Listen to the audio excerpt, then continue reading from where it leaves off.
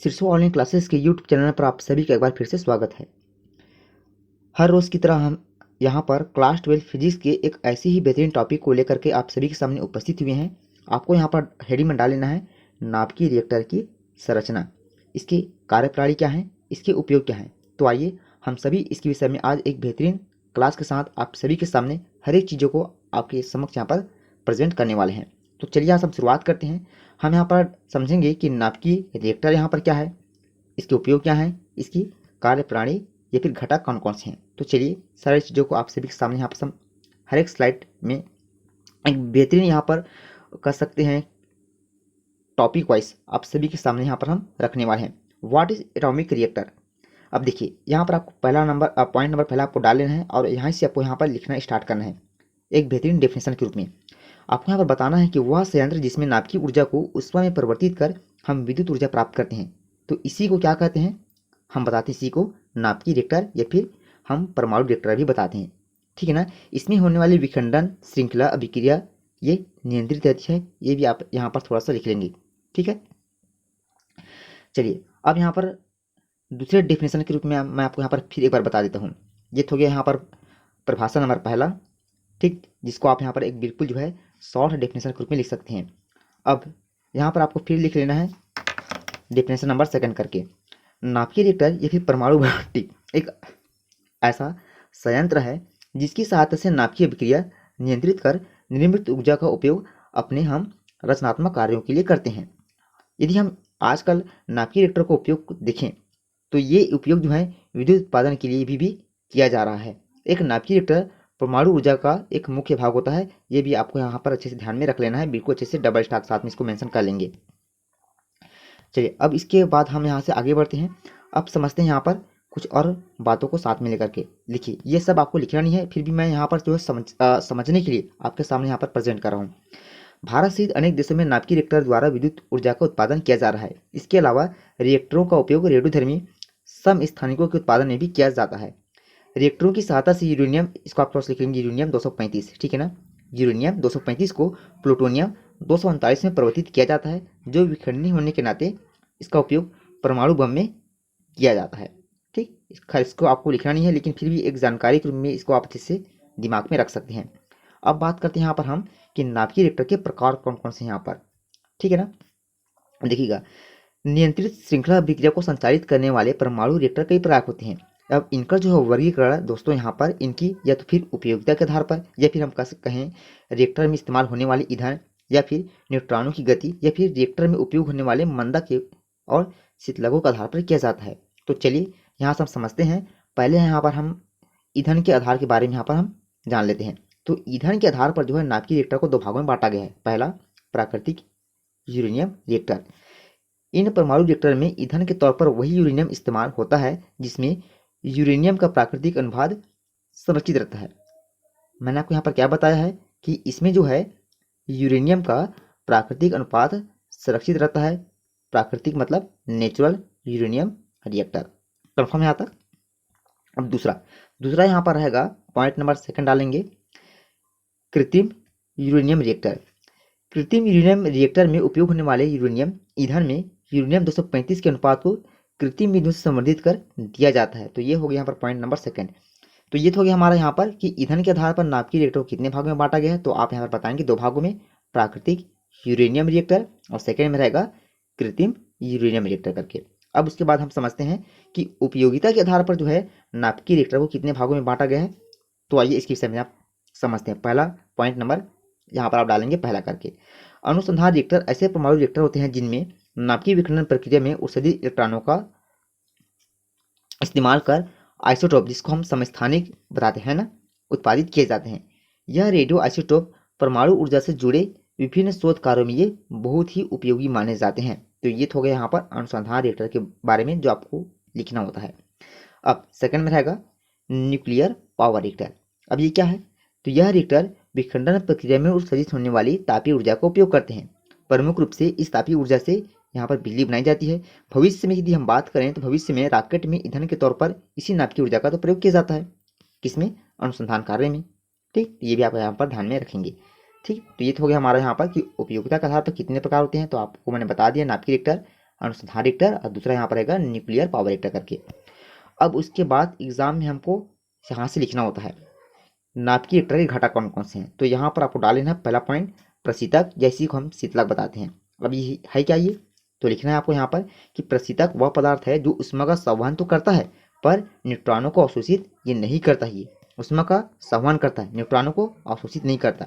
शीतलक का कार्य रिएक्टर के क्रोड को द्रवित करने से रोकना, साथ ही साथ वाष्प निर्मित करना होता है। इस प्रकार जल तथा कार्बन डाइऑक्साइड का मुख्य रूप से ये प्रशीतक के रूप में इसका उपयोग किया जाता है। ठीक, मतलब हम बता सकते हैं कि ये जो प्रशीतक होता है ये नाभिकीय रिएक्टर क्या करता है, ये उसको एक प्रकार से ठंडा करने का ही काम करता है। ठीक है ना, नाम से हमको थोड़ा सा यहाँ पर स्पष्ट कर लेना है चीज़ को। अब दूसरा यहाँ पर रहेगा इसी में मंदक। अब ये मंदक क्या है, तो मैं आपको यहाँ पर बता दूं कि ये जो मंदक होता है ना, ये नाभिकीय रिएक्टर की गति को नियंत्रित करता है। कहने का तात्पर्य क्या है, ये उसकी गति को जो है, मतलब नाभिकीय रिएक्टर की गति को हम कम या फिर अधिक कर सकते हैं। किसकी मदद से, मंदक की मदद से, मंदक की सहायता से। अब देखिए लिखना क्या है आपको यहाँ पर, मंदकों की सहायता से न्यूट्रॉनों की गति पर नियंत्रण रखा जाता है। इसमें वंचित परिणाम प्राप्त हो सके ग्रेफाइट एवं भारी जल का उपयोग मंदक रूप में किया जाता है यहाँ पर। ठीक, तो ये आपको यहाँ पर ध्यान में रखना होगा। बहुत बार एग्जाम में पूछा गया है कि भारी जल का उपयोग किसके कार्य हेतु किया जाता है, तो ये मंदक के रूप में ही किया जाता है। ये भी आपको यहाँ पर ध्यान में रख लेना है। ठीक है ना।